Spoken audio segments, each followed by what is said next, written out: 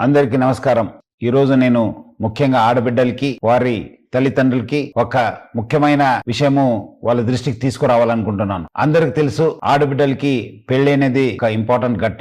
ఈ మధ్యలో ఆ ఒక్క పెళ్లి చూపుతోని పెద్దలు కుదిరించిన పెళ్లి అని చెప్పి కొంతమంది మా ఆడబిడ్డలకి వాళ్ళ తల్లిదండ్రులు కూడా మోసం చేస్తున్నారని చెప్పి మా దృష్టికి రావడం జరిగింది. ముఖ్యంగా కొంతమంది మీడియేటర్స్ ద్వారా కొంతమంది యూత్స్ వాళ్ళు పెద్దలు చూపించినట్లు వాళ్ళ దగ్గర వెళ్ళి ఒక ఫిక్స్ చేసుకోవడము, తర్వాత ఆడబిడ్డలకి ఏదో మాయమాటలు చెప్పి గిఫ్ట్స్ పేరుతోని మోసం చేయడం జరుగుతుంది. దాని కాకుండా ముఖ్యమైన ఏమంటే వాళ్ళని శారీరకంగా కూడా వాడుకోవడం జరుగుతుంది. ఎందుకంటే పెద్దలు కుదిరించింది కదా, ఇంకా ఏముంది వాళ్ళ పెళ్లి అయిపోతుంది, మనం ఎందుకు ఆలస్యం అని చెప్పి కూడా వాళ్ళని బలవంతంగా వాడుకోవడం జరుగుతుంది. సో ముఖ్యంగా ఆడబిడ్డలకి వాళ్ళ తల్లిదండ్రులకు నేను ముఖ్య గమనిక ఏమంటే, ఆడబిడ్డలు మీరు పెళ్లి పీటలు ఎక్కేదాకా చాలా అప్రమత్తం ఉండాలని చెప్పి నేను కోరుతున్నాను. ఎవరు ఎంత ఆశ చూపించినా మీరు మాత్రము ఎట్టి పరిస్థితి లొంగకండి. మీరు మీ జాగ్రత్తలో ఉండాలి. క్యాన్సిల్ అయితే క్యాన్సిల్ కావచ్చు కానీ బట్ దాన్ని మళ్ళీ తర్వాత మీకు బ్లాక్మెయిల్ చేసి మీకు మిస్యూజ్ చేసే అవకాశం ఉంటుంది. మళ్ళీ అదే విధంగా